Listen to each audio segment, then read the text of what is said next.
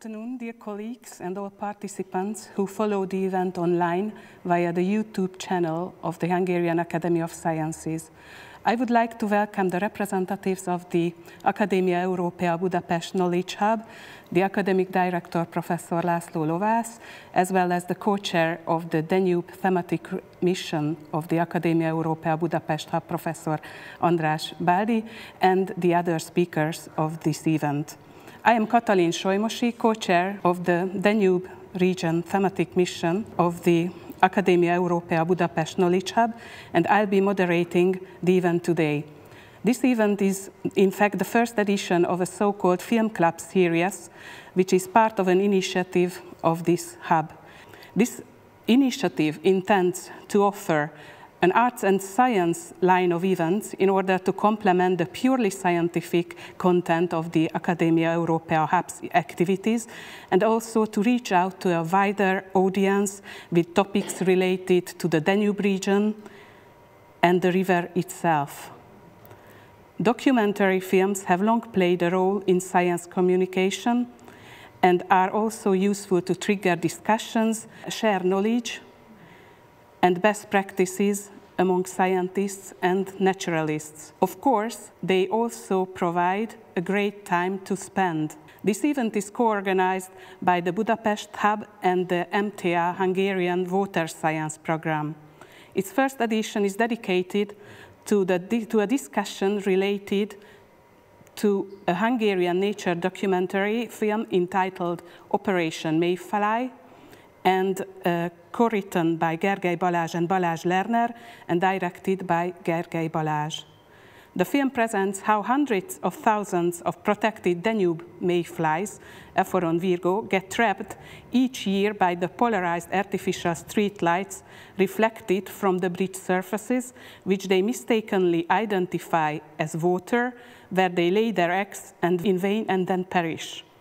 The research group led by Professor Gábor Horváth and Professor György Kriska at the Eötvös Loránd University and the Institute of Aquatic Ecology, Central for Ecological Research, successfully tested a biophysical method for saving the mayflies and helping them to lay their eggs into the river as it naturally should happen. The film was shortlisted at several scientific and nature film festivals and won several jury and category prizes. The film itself and its topic are strongly linked with scientific research.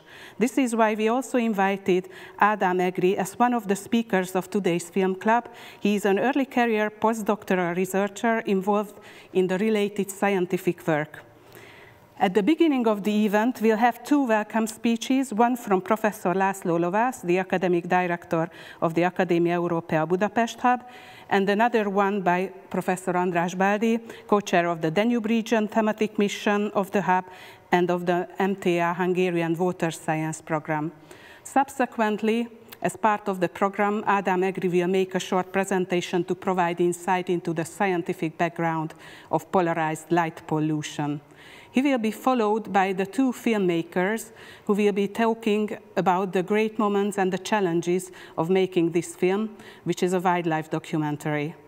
The second part of the program will be dedicated to questions from the audience, which can be put forward via the chat function on YouTube. The event is being recorded and the video will be later published on MTA's website and YouTube channel. Now I have the pleasure to invite Professor László Lovász, the Academia Europea Budapest Hub academic director, to give his welcome speech. Mr. Lovász is professor of mathematics, member of Academia Europea, and newly elected member of the Scientific Council of ERC.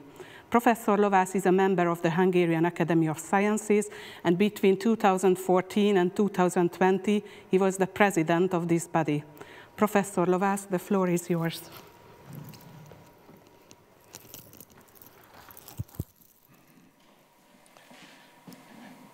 Ladies and gentlemen, about 6 years ago, the Hungarian Academy initiated a program in water science, a national program in water science.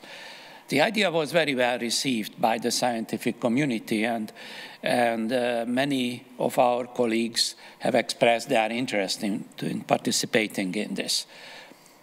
soon the complexity of this program also emerged and became obvious.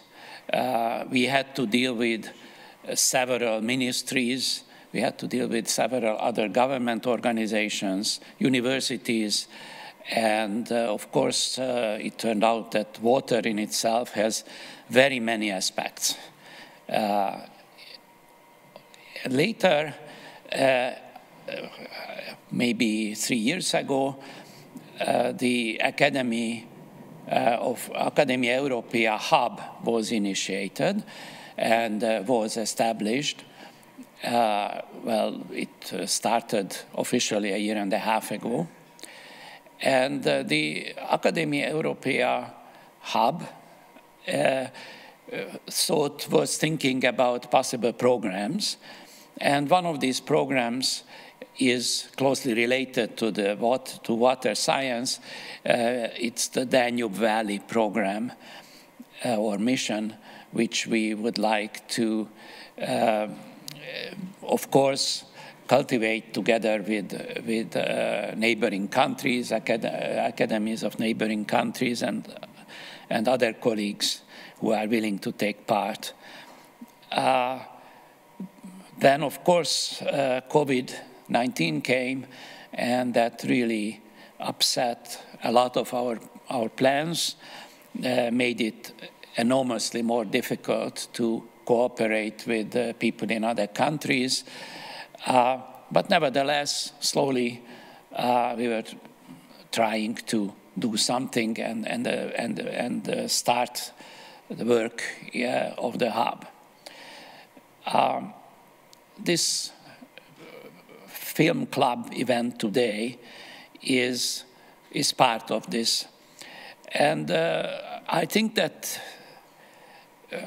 as to the complexity of the issue about water, it is a very nice example, because it shows that a single small animal like Mayfly is itself an extremely complex issue. Their survival, their life, and a lot has to be done both in biology but then also in environmental science. And you can see from the movie how complex this issue is. And this is only a tiny little bug in the whole big picture of the Danube Valley. Nevertheless, we go step by step, and already to understand how complex this issue is a big step forward. So please, if you have not done so, look at the movie on the internet and the YouTube channel, and I am very happy to hear a couple of lectures about this related topics, and then a panel discussion. So I'm looking forward to hearing this, and won't spoil more of your time. Dear Professor Lovász, thank you for your welcoming words. Now I would like to give the floor to Professor András Báldi, member of Academia Europea and former director of the MTA Research Center for Ecology. Professor Báldi is the co-chair of the Danube Region Thematic Mission and also the co-chair of MTA's National Water Science Program. In these capacities he will deliver a short presentation in which he is going to present both projects. Professor Báldi, the floor is yours. Thank you very much. Well, it's more a welcome than a presentation. So, ladies and gentlemen, welcome all of you across Hungary, in Europe, and also beyond Europe. After this short introduction of Academia Europea Budapest Knowledge Hub, I would like to introduce shortly the Danube Region thematic mission of the hub. Well, actually, it was really a natural step for the hub to establish a Danube thematic mission the Danube region. It's very important for Hungary and also the whole Central European region. And actually, the Danube River is just a few meters from the building, so we are really in the heart of the Danube. So it also gives a great opportunity for international and transboundary cooperation. So the Budapest Knowledge Hub, it's a great host of this Danube region thematic mission.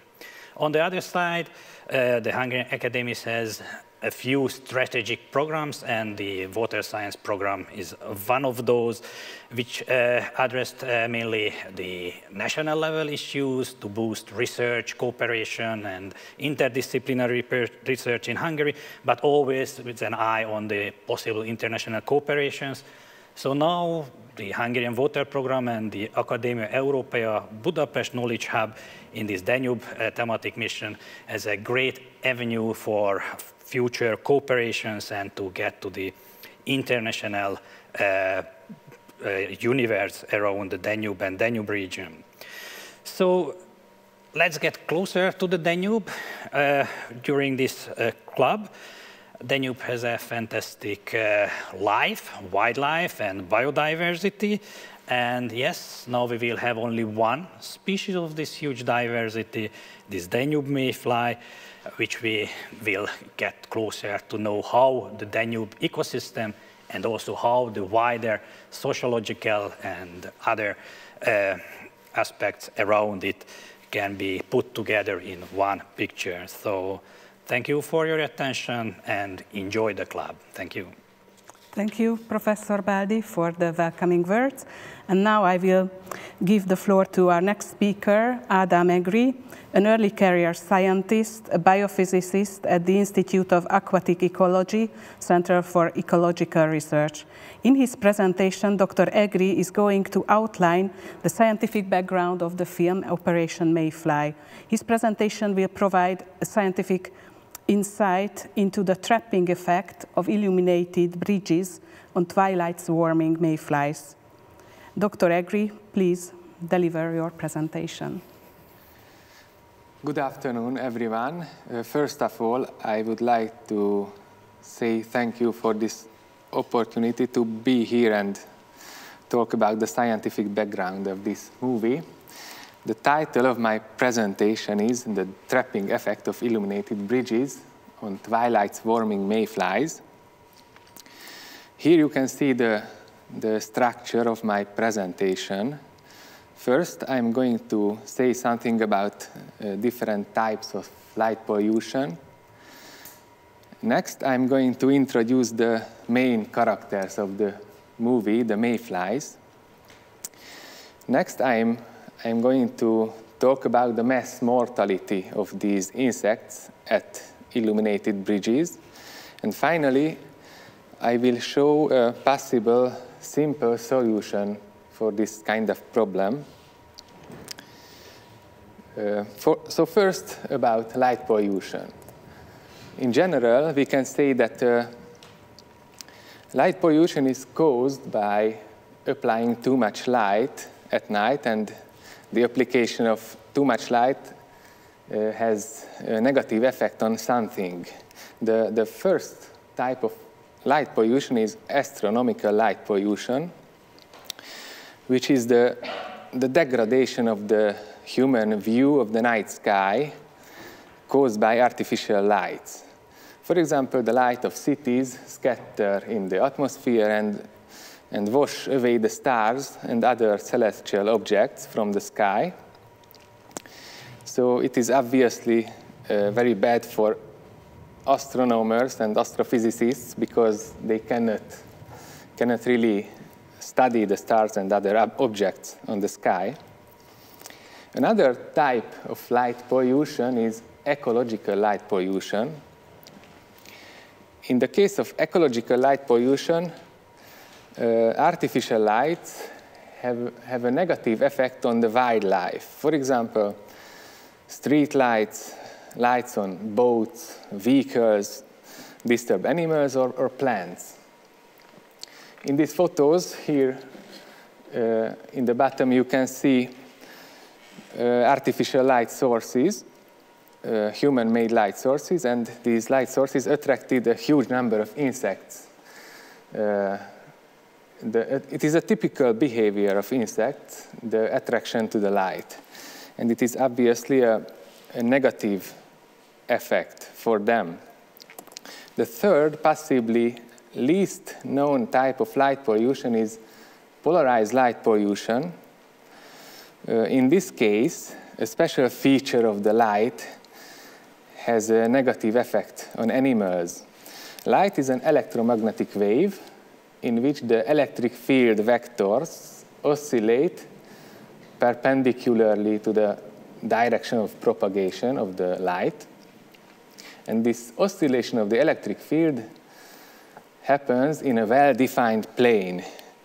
The distance between two neighboring maxima in this waveform of the electric field vectors is the wavelength, which is related to the color of the light. For example, we humans often see the color of the light, and for example, a bluish light has a shorter wavelength than a greenish or reddish light beam. A real light beam can be imagined, for example, as a set of such elementary waves. The first example shows a light beam in which these elementary waves oscillate in a randomly selected direction. So there is no order in the oscillation of the electric field. In this case, we call this kind of light beam unpolarized light. Below that, we can see a set of waves, each oscillating exclusively in the horizontal direction. And we can call this totally horizontally polarized light. Similarly, another case can be imagined, the totally vertically polarized case, in which the light beam consists of only vertically oscillating elementary waves. In the nature, unpolarized light comes from, for example, the sun, the stars, and many kinds of human-made light sources.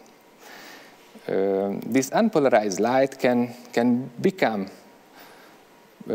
polarized, for example, after scattering in the atmosphere or after reflection on different kinds of surfaces.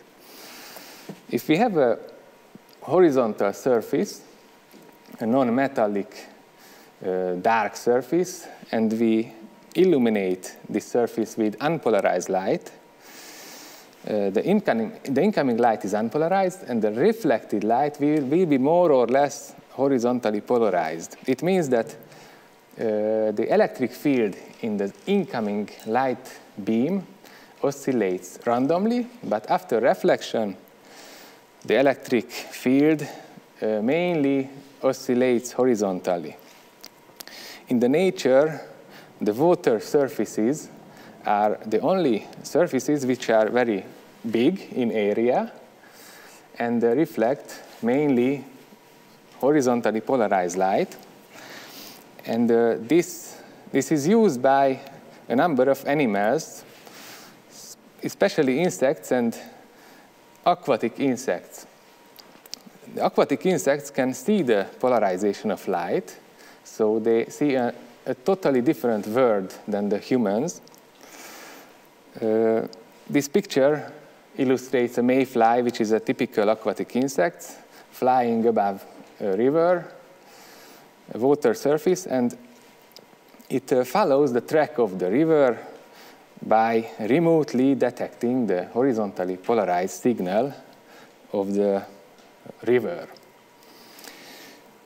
So it is the natural condition. It was the natural condition, but many kinds of artificial objects can do the same with light, so can polarize the light, especially if the surface is horizontal.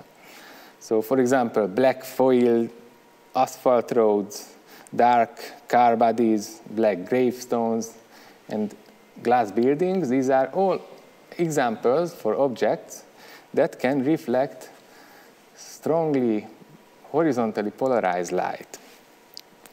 It means that many aquatic insects will think that they are water, they will be attracted to these kind of surfaces. And this photo shows a very drastic example. Here is a mayfly, a female mayfly, who just landed on the surface of a black car body. And the polarized signal was so strong, it was a so strong stimulus, so she started to lay her eggs on the car. It is obviously not water, but oviposition was elicited by the optical signal. So from the aspect of aquatic insects, two kinds of light pollution can have a negative effect. The first is the ecological light pollution, which is simply the attraction to the light.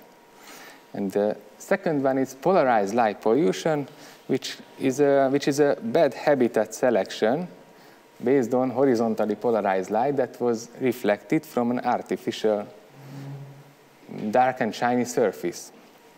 The darker and shinier a surface, the higher the degree of polarization of the reflected light. So these surfaces seems to be water for these insects.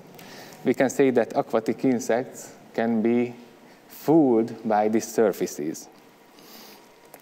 So now some thoughts about mayflies. The mayfly species that was presented in the movie is the virgin mayfly, which is often called Danube mayfly. Its Latin name is Ephoron virgo. Its life cycle is 1 year long. It swarms after sunset during twilight, around the end of the summer, in August and the beginning of September. Its size is 1.5 centimeters, and it is a very good bioindicator of good water quality, which means that if we can find many larvae in a river, larvae of mayflies, we can say that the water of the river is quite clean, so it is in good condition. This species in Hungary is protected, and its ecological value per individual is between 30 and 40 euros. This figure shows the life cycle of a typical river-inhabiting mayfly, such as the Danube mayfly. Here on this figure, the river is flowing from the left side to the right side. And let's start from the larval stage. When the larvae finish the development, they start to swim up to the surface. On the surface, they emerge, and the copulation takes place. And after mating, the females start to fly collectively upstream a few kilometers. And after that, they put their eggs into the water, and finally the eggs sink down to the bottom, and they reach the bottom, and the whole cycle starts again next spring. So yes, the most important, most interesting part of this life cycle is the upstream flight, the collective flight upstream of the females.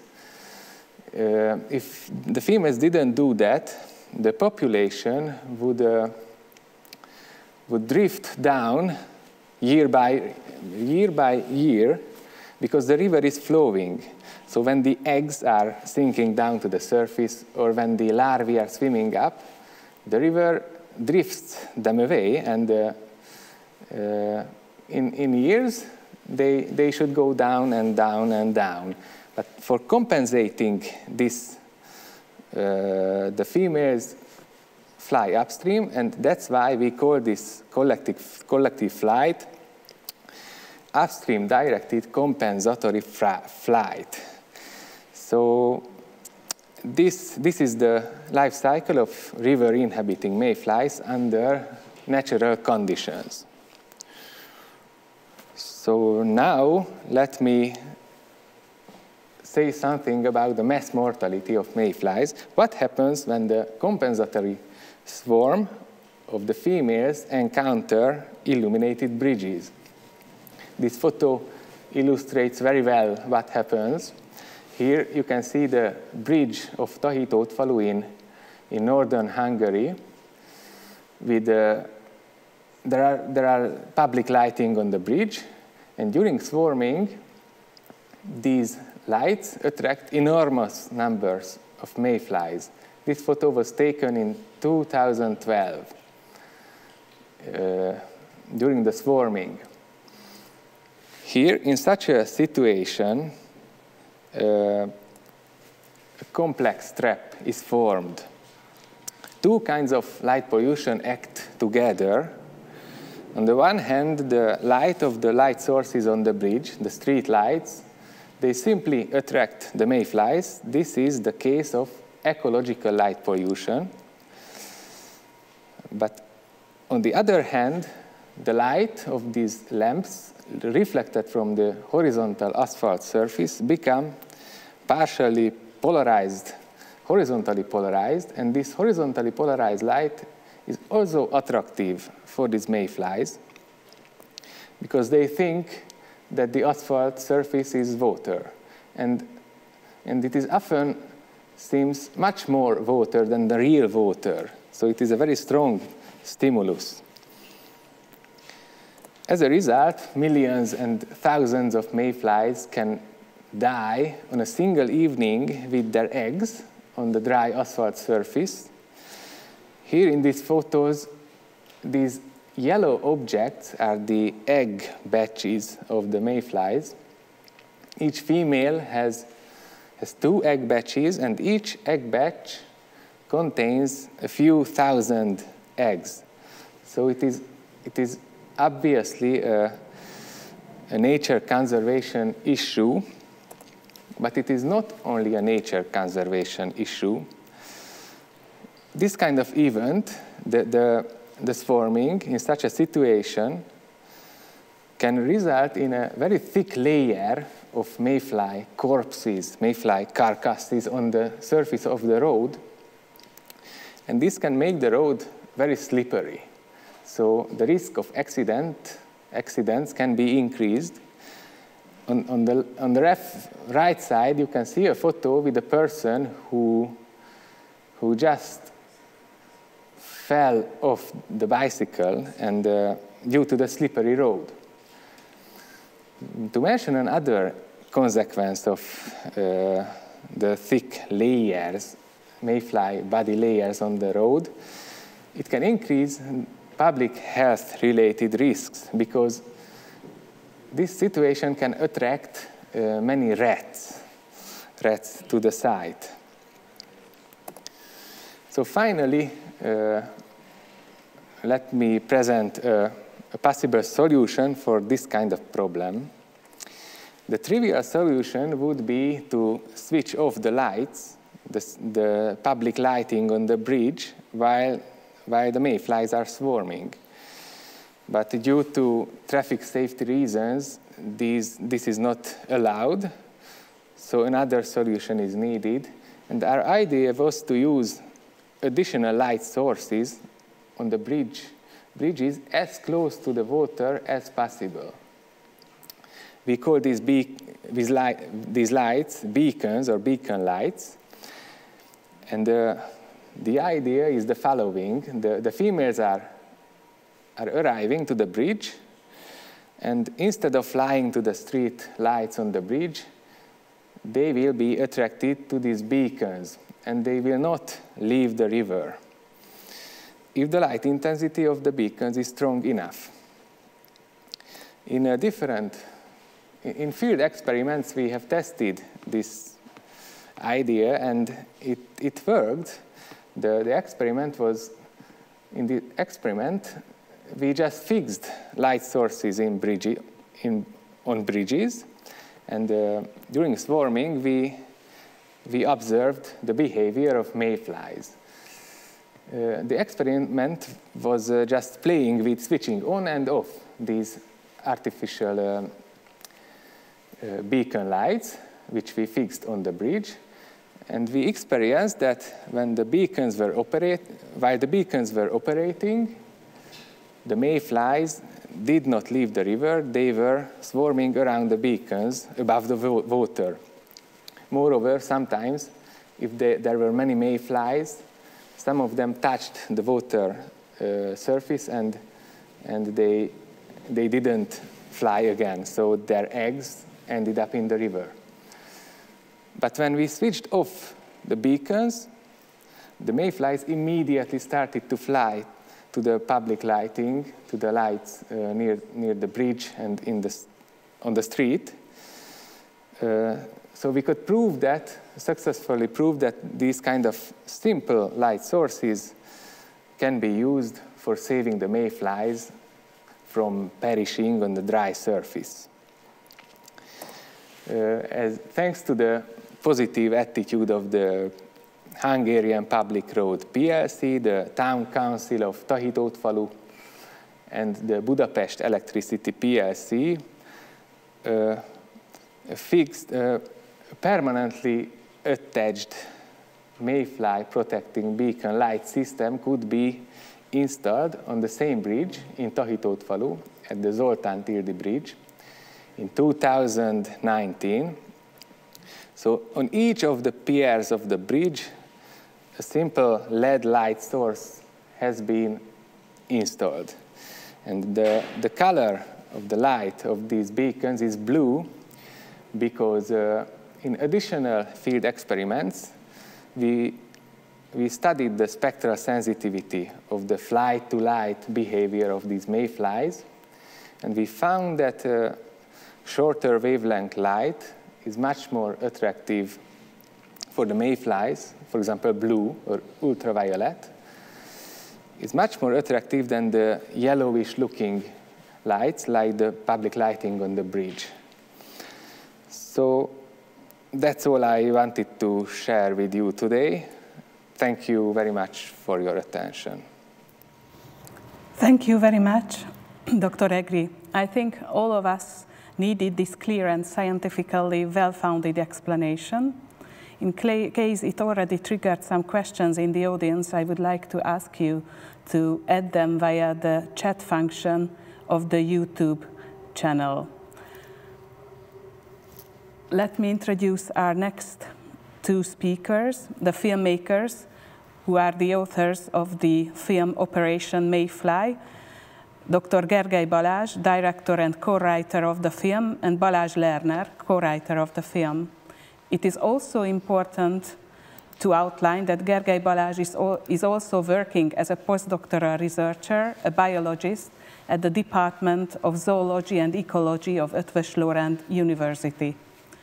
Their presentation bears the title, The Artistic Side of the Project, Mayflies in the Viewfinder. Dr. Balázs, Mr. Lerner, the floor is yours. Thank you. Good afternoon to everybody. First of all, I want to say that I feel really lucky that now I'm here as an artist and not a scientist. So the presentation can be more informal after the precise description of the scientific background of the phenomena. But on the other hand, we think it's really important to present scientific research with the scientific scrutiny. So from the beginning, we really started to work in really close cooperation with the scientists involved in this topic. And the story goes like that as well, because when we started this whole thing with Balázs, we just wanted to see the mayflies swarming because we heard it's beautiful. So we went there and saw it, and we thought it's fantastic. It's such a natural phenomena. Everyone should see it. And that's when we decided to do something about it as a filmmakers. And as we started to do some research on the topic, like what's the scientific background, who is doing what in this topic, it soon turned out that, in fact, a really strong and active scientific team is working on the topic. And in fact, György Kriska just works 10 meters from my office in the university, so it was a really nice coincidence. So I just knocked on his door, and we immediately started to work together. And the close cooperation is not just about this, not just the scientific part, but also helping each other on the way on this venture together. Like from the beginning, on this picture, actually I think that's Adam carrying the light on the Raba bridge. And that's our light, that's filming lights, because they wanted to try our lamps on one of their experiment. And it worked perfectly. So, because we use really low wavelength lights for filming. So yes, you can see it here that they borrowed our filming lights to carry out a scientific experiment. But this cooperation was mutual, as we needed really a lot of help for recording in the recording process. For instance, György Kriska is a really experienced filmmaker, animal keeper when it comes to aquatic invertebrates.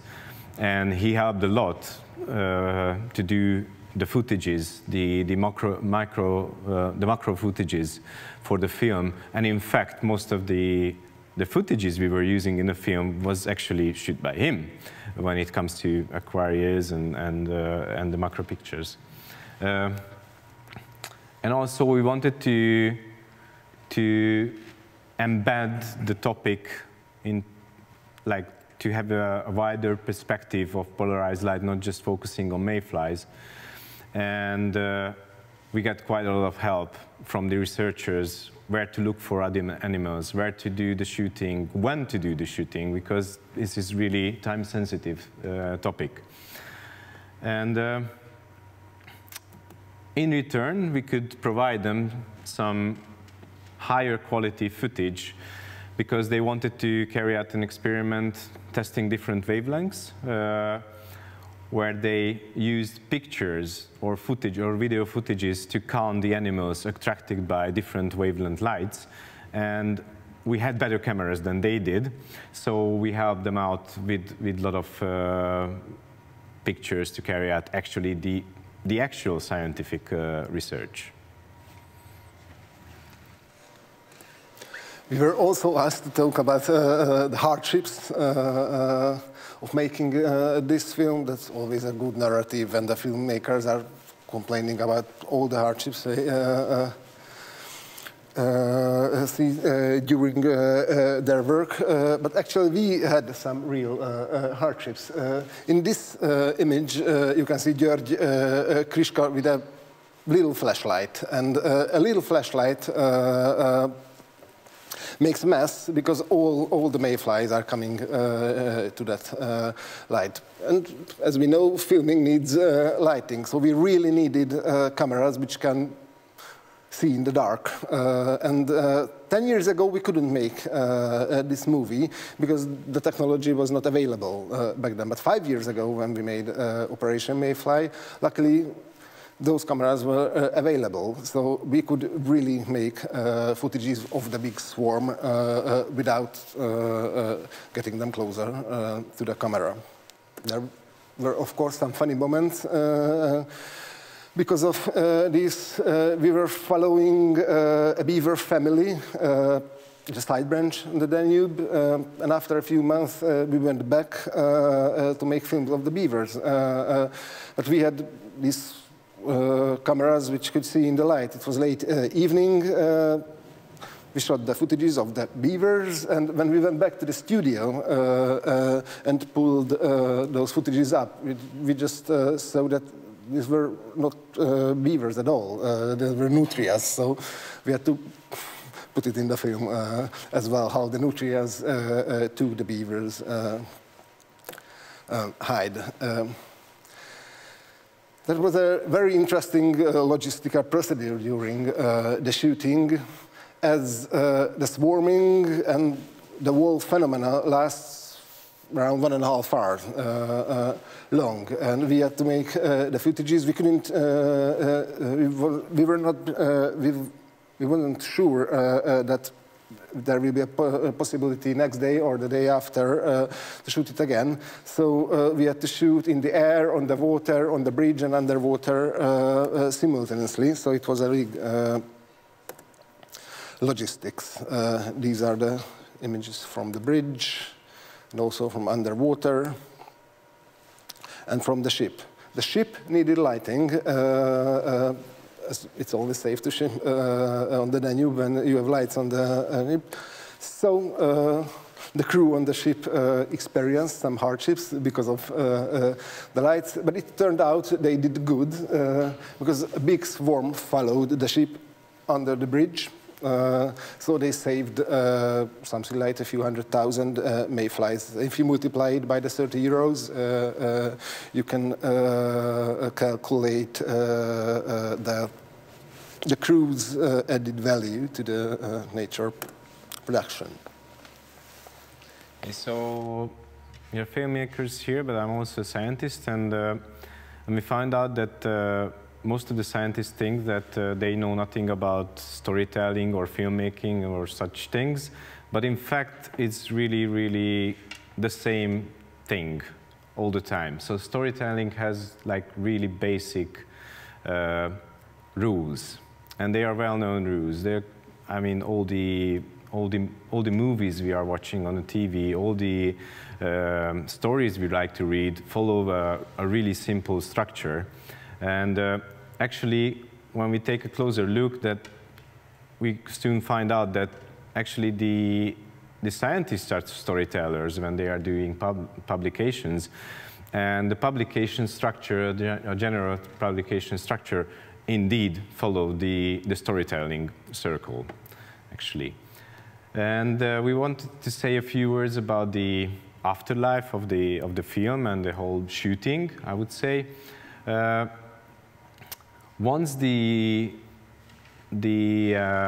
visual material became available, it was possible to show to other people, not just by the film, but in form of publications and all other forms, how these things working and what is polarized light trap and what is Danube Mayfly and so on. So it was like a big thing in the media in Hungary, and I think there was a scientific part with publications, but there was also an informative part for the wider public, which became available in a sense. And we also took good care to spread the word, so we did applied for many scientific film festivals, and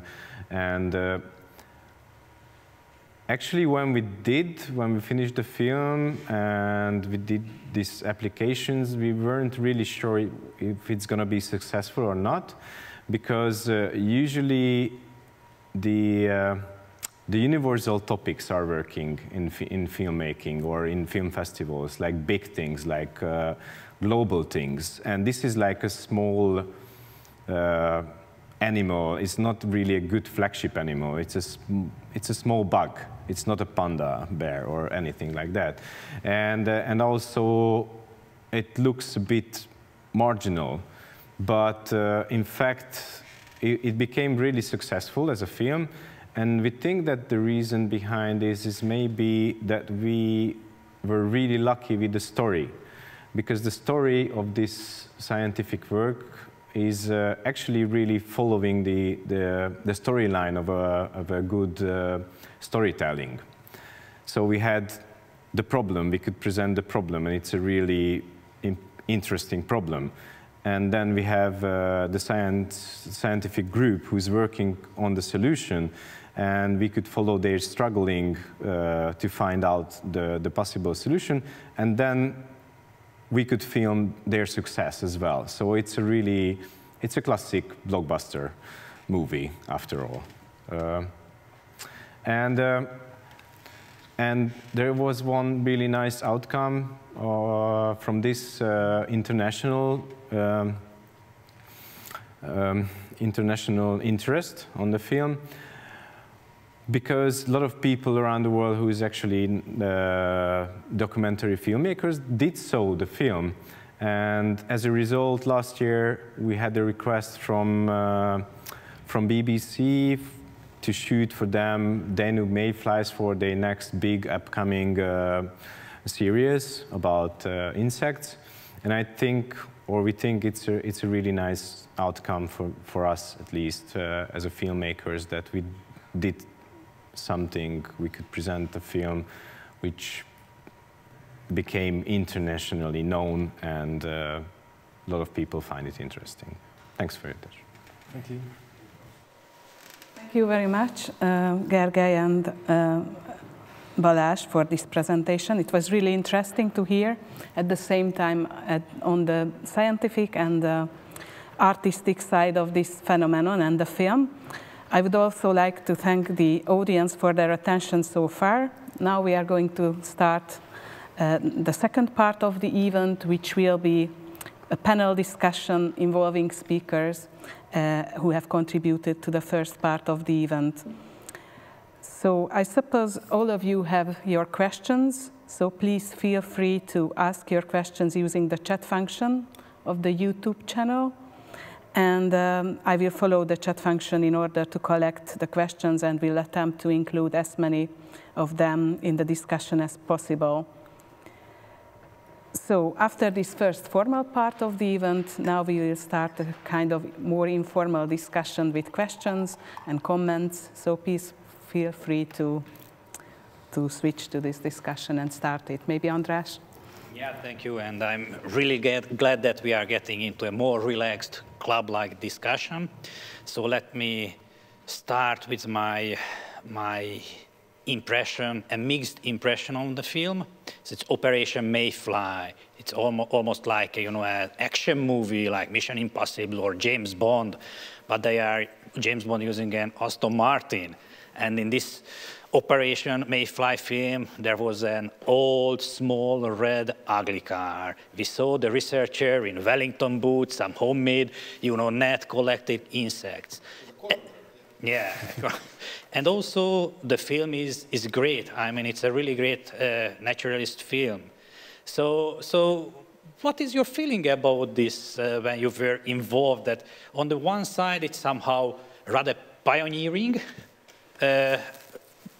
part of doing the research. On the other side, you mentioned that the technique what you use is just available in the last 5 years to do a film. So for me, it's some kind of mismatch of different things in this film. Actually, when we were editing the movie, we were debating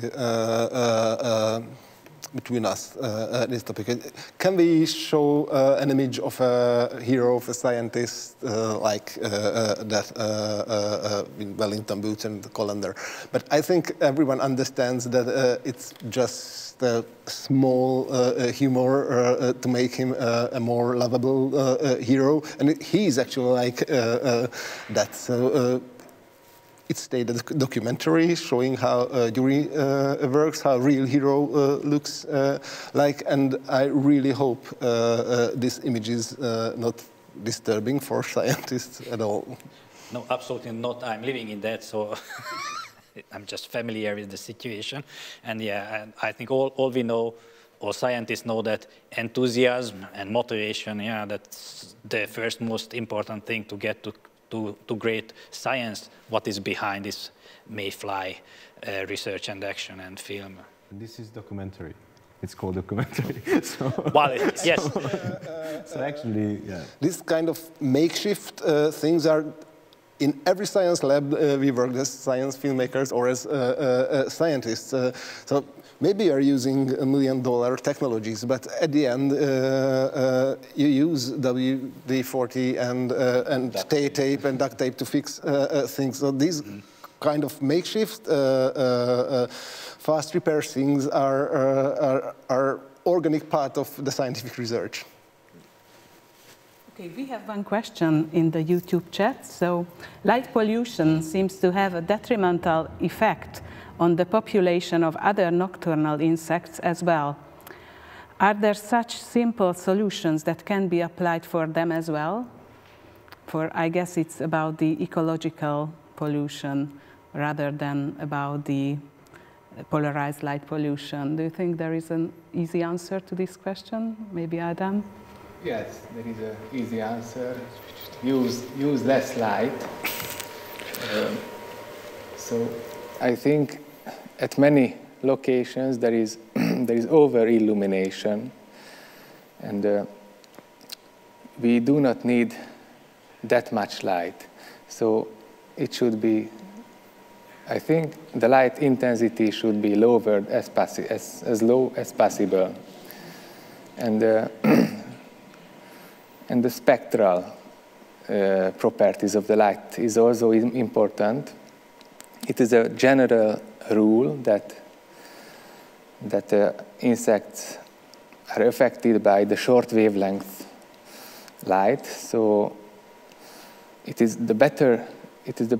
best to use long wavelength dominated light sources, which is yellowish for our eyes. It is not the cool white color temperature, but the warm white or amber-looking light sources are the best for minimizing the effect. Do you have any hypothesis on yes, that? You can ask. I know it was intentional. We don't really know, but ultraviolet and blue light is often the most attractive for insects. There are many explanations, but one of the explanations is that this means the open space for these insects. So that's why they like to be attracted to ultraviolet light. In general, the light pollution is there also for other groups. Sorry to leave insects, but for example, bats. Many bats are living in old buildings, castles, churches, which are also historical monuments. So they get light for tourists for up midnight or throughout the night, because that's attractive. We like when it's, it's really, you can see an old, nice building. But the bats who are living in the little halls of this old building, they see, it's still daylight, or at least light, and they cannot go out for hunting for the whole length of the evening and the night. So they have just much shorter activity window because of this artificial light. Yes, but another effect is that their prey, their insects, which they eat, they have a narrow activity period, and because of this light, the bats can't go out at the correct time window for catching these insects. Yes, so these are all important and interesting environmental problems and issues. And we also, there is another question we can raise. It's about the ethical issue related to making the film and all these experiments when using the light, as you have mentioned in your presentation, kills thousands of animals in case you are filming and they are going in that direction and leaving the river. So did you need any kind of special permission or authorization for the filming, or how did you? We needed regular permission for the location, and every other thing was, I think, under the researchers' permit to do experiments on the river. So I haven't seen National Park ranger counting the insect died because of the filming and not because of the street lights there.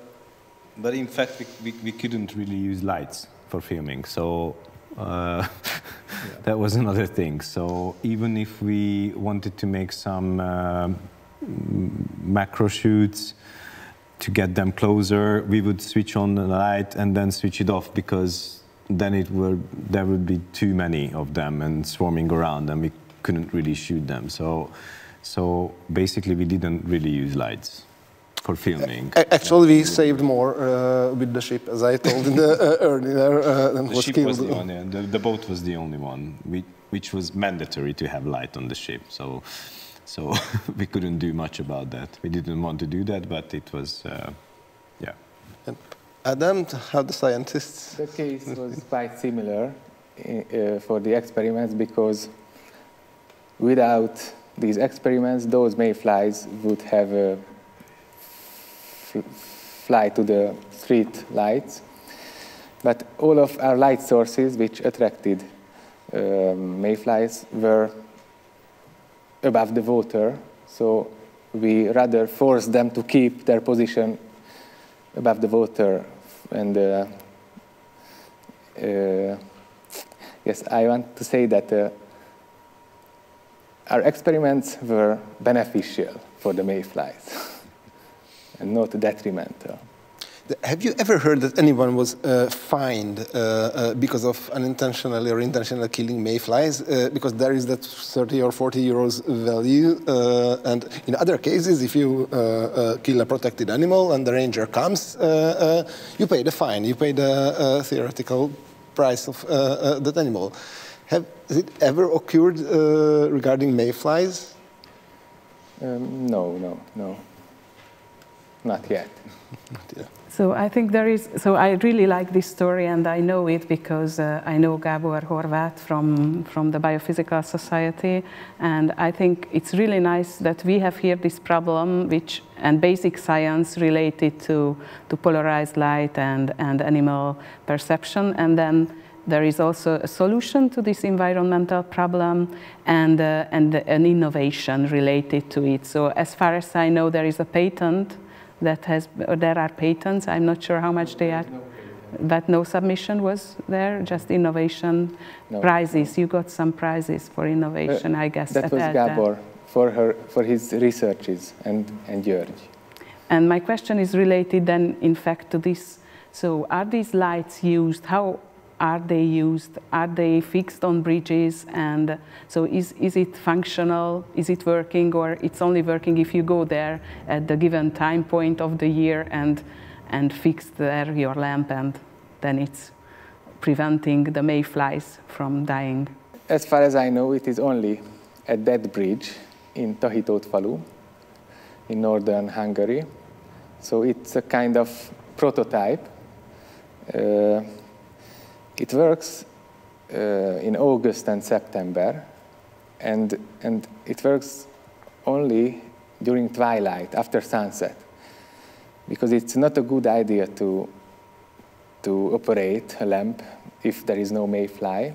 On the other hand, it's energy, and on the other hand, it has its own light pollution too. So. And it is blue, as we could see in the last photo.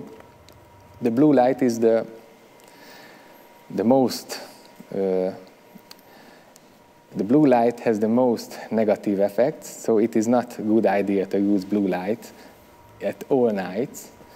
So that's why we wanted to restrict the operation for some hours. So there is a dusk sensor relay on the bridge, and after the sun went down, the light intensity of the sky is decreasing. At a certain point, it automatically switches on the beacons. And from that point, 3 hours of operation is coming. And after that, it switches off itself automatically. There is only one manual interaction which is needed to switch on this whole procedure around the beginning of August, when we can start to expect the swarmings. And after that, when the swarmings have happened. In September, a manual switch-off needed. And why you didn't establish a small company which produced such lamps? Because there are so many bridges, so many mayfly species across Europe. You can just save many species, many spaces, many locations across Europe and earn a lot of money. And you can change your car to an Aston Martin. We concentrated on doing more science. But recently we have been found by engineers. For example, we had a discussion with a group of engineers who was planning a new bridge in Győr, western Hungary. And we gave advices where the beacons should be put on the bridge, what kind of color temperature should be used. So I think slowly this will spread among other people, not only scientists. Yeah. We hope that this event may also serve this purpose, at least in small, that more people get aware of this possibility. And yeah, there is also another quite obvious question. So personally, what do you think, have you profited from this film? I mean, not on the financial basis, but did it have any consequence on your careers as filmmakers first, and then maybe also Ádám? So were there any further outcomes of making this film? First, ideas, perspectives, how to cooperate with scientists. I think we learned a lot during this filmmaking, which is obviously beneficial for the future. But not just that.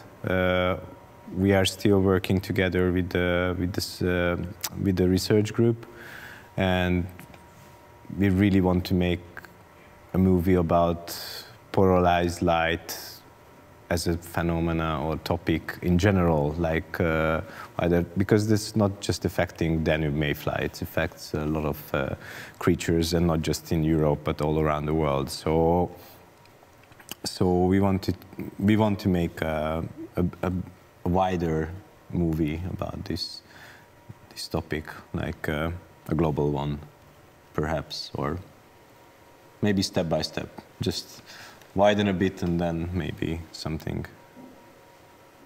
which can called global. So yes. Balázs, you have something to add? Yes, it's the same. Yeah. Okay, then. And Ádám, for you as scientist, was it your first film or no, in which you contributed? I think it was the first. I cannot remember other one. And did it help your scientific career, or? The shooting the movies itself was help, because we used light sources of the movie makers. They borrowed us their lights for our experiments. I had personal experiences from friends and relatives that they could get a picture about some aspect of my work. So I got feedback that, oh yes, I understand now what you are working on. Yes, this is a really important issue, because scientists are often reluctant to talk about scientific topics to a wider audience, because they either fear that their words may be misinterpreted or misrepresented. So it's rather a question for the filmmakers. So what is your advice for scientists if they want to reach out to a wider audience and talk to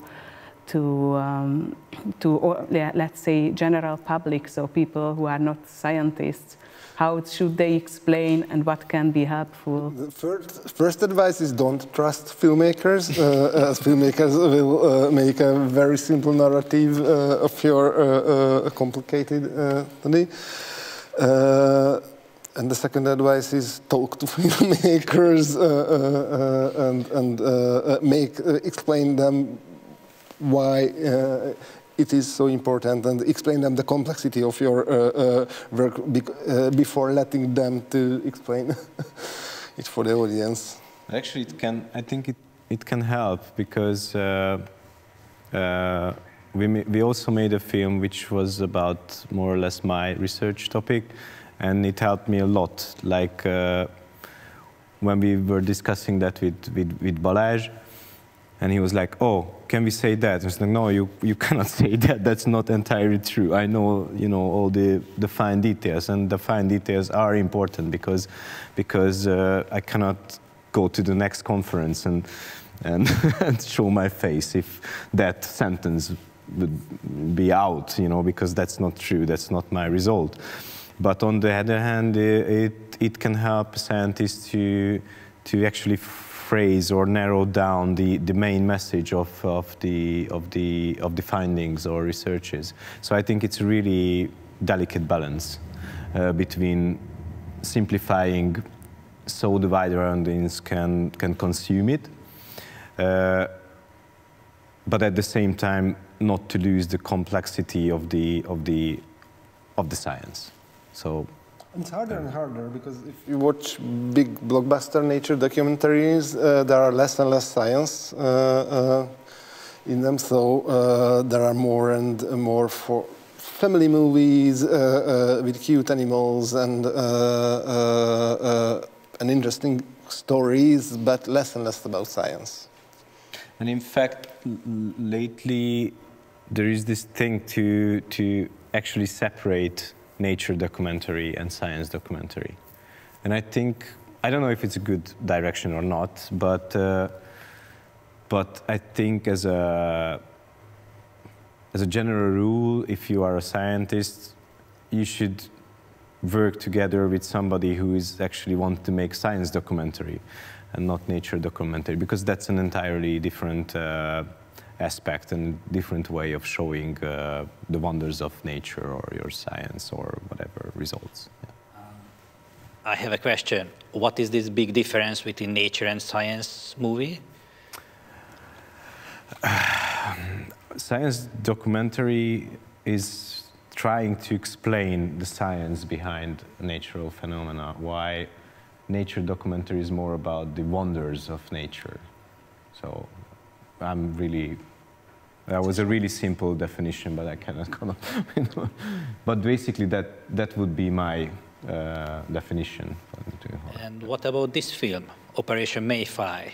Which we like to call it a science documentary because it follows the scientific process and explains a lot about the science behind the natural phenomena. In a blockbuster nature documentary, only the proportions are different. So you will see when they finish and edit Alien Words, the BBC nature documentary we worked on last summer. The basics of all the information will be there. Maybe a few words about polarized light as well. But the phenomena will be presented like huge swarm of insects going towards the bridge.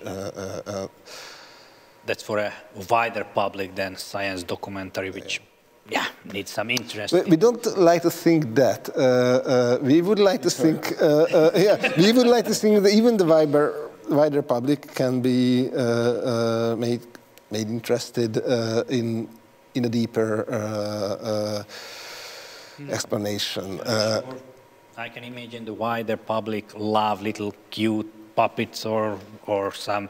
If you make it interesting, then the explanation can be deeper. That's the challenge for us filmmakers, to make it so interesting and so beautiful that maybe we can put in a little bit more.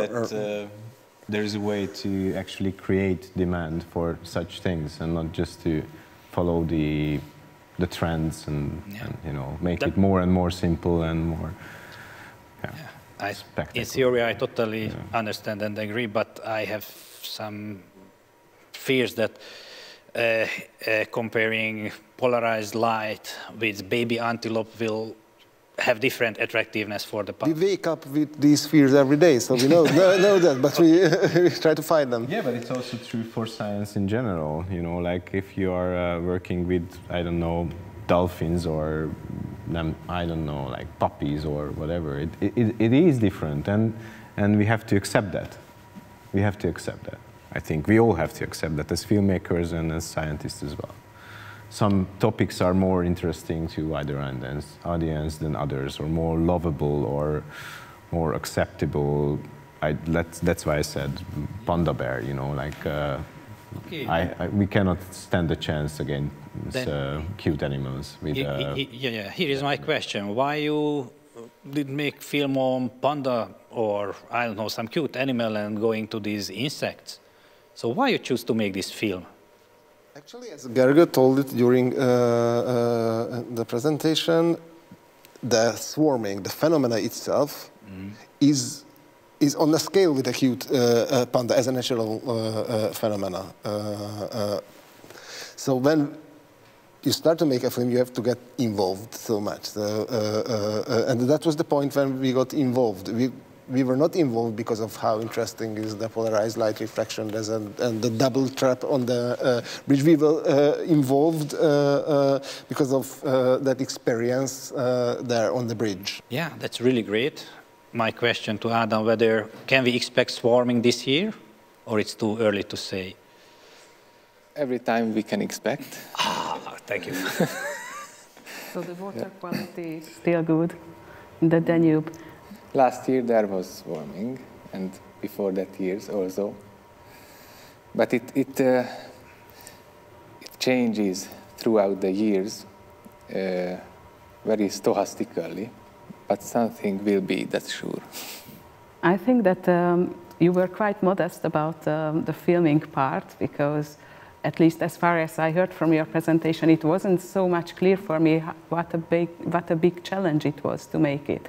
So maybe could you explain a little bit that BBC also wanted to make a film of this swarming or include the swarming, but they couldn't make it finally. So they asked you to make it. So could you tell something about this? The first reason is strictly financial. You don't know on which day there will be a swarming. So a big crew has to be wait for it for a month in some cases. And for foreign crews, that's an amazing amount of money with all the techniques and all the technicians and cameramen and these. And they also need researchers and people on the film who really know what will happen in the next minutes. And when they saw our film, they realized that, okay, these guys know how to do it, maybe with not these cameras. Of course, we didn't have the most expensive blockbuster cameras, but then they decided to make it with us and with Film Jungle Society, which is the filming company behind Operation Mayfly and other movies. So at the end, they asked Film Jungle Society and us to help them to make it. So it's just, you have to imagine that they would have to keep like at least 10 filmmakers in Hungary for 1 month for 1.5 hour shooting. It's really not the right balance when it comes to finances. So it was more practical, but the same true for Operation Mayfly film, because we had to ask a lot of favors from a lot of people, like stand by, maybe today, maybe tomorrow, maybe, oh, it's too late. No, maybe not. Maybe there is one more night we can do something. And so it is really funny, because normally nature documentaries are about sit and wait, like you are in a hide and try to catch a moment of whatever, a lion catch a gazelle or whatever. For weeks you are in a hide with a camera and try to catch the right moment. But here it's completely different, because you know that it's going to happen in 1 hour and everything's going to happen in 1 hour. So you have to have, I don't know, we used 5 cameramans at the same time each night, plus the technical support with sound and not that much, but still something lighting and walkie-talkies for radio connection, like who is shooting what, and oh, I found this here, and so it was really intense and short. So I have here one more question. So in what way can a film contribute to a better solution of a problem which surpasses science and covers also other sides of our everyday life? I have in mind town management and public administration. So I think it's rather a question for Ádám. So did it help you to convince decision makers at the local level in Tahitótfalu or near the bridge, or the company responsible for the maintenance of the bridge or the bridge lights to, so did this film help you to move these things ahead or protect more Mayflies? Yes, as I remember, the critical point that helped in the final installation of these lights, it was before the film on a conference where there were not only scientists but people, some person from the Hungarian Public Road PLC, and they were very interested in this phenomenon, and I think the most important parameter was their personal attitude to this story. So I think it was not the film what helped in this, but this film can help, I think, in the future. Okay, thank you very much. Do you have any comments? If not, then yeah, we are close to the end of the session. So if there are no more questions, and I don't see any more in the chat, so I would like to ask the panel members if they have any closing remarks to this event or to the discussion, maybe if anyone is volunteering. Well, I'm looking for a next film from you. Definitely, and thank you for the opportunity that we could spread the word. I think that's all. Thanks a lot. Okay, so we also hope that you have found our discussion useful and interesting. And so I would like to close the event and thank again Professor Lovász and all the speakers for taking the time to be with us this afternoon. I also thank the participants of the panel discussion for the contribution. And I hope that you enjoyed the film, and if you haven't watched it yet, then I advise you to go and look for it. It exists both in Hungarian, or you can find it on YouTube, also with English subtitles.